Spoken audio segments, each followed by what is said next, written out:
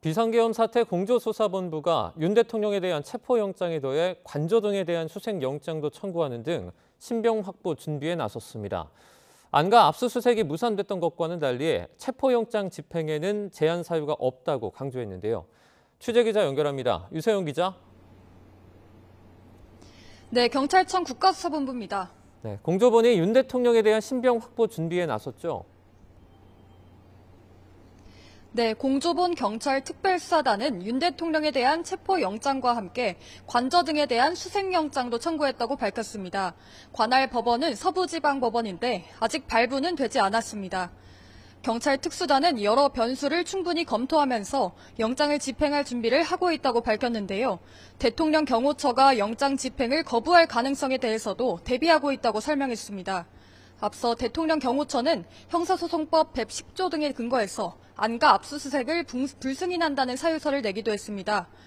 경찰 특수단은 이에 대해 체포영장에 대한 집행 제한 사유는 없다고 강조했습니다.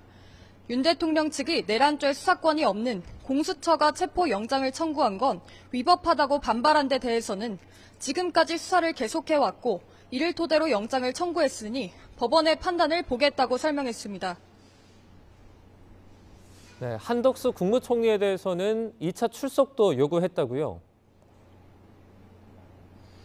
네, 그렇습니다. 경찰은 한 총리에 대해 2차 출석 요구서를 발송했다고 밝혔습니다. 지난 14일 한 총리가 대통령 권한 대행을 맡기 전 비공개 조사한 데 이어 추가 조사에 나선 겁니다. 국무위원 가운데 2차 출석을 요구한 건 한 총리가 처음입니다. 한 총리는 내란 혐의 등으로 고발된 상태입니다. 앞서 김용현 전 국방부 장관 변호인은 김 전 장관이 대통령에게 계엄을 건의하기 전 한 총리에게 먼저 보고했다고 주장했습니다.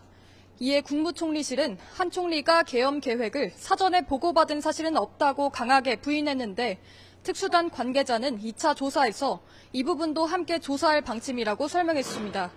정진석 대통령 비서실장관은 출석 일자를 오늘로 조율했는데 아직 출석하지 않았다고 밝혔습니다. 또 경찰은 어제 정성우 방첩사령부 1처장에 대한 조사를 마친 것으로 파악됐습니다.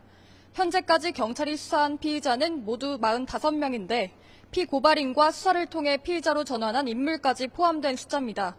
경찰은 이들에 대해 대부분 최소 한 차례씩 조사를 마쳤다고 설명했습니다. 지금까지 경찰청 국가수사본부에서 YTN 유서연입니다.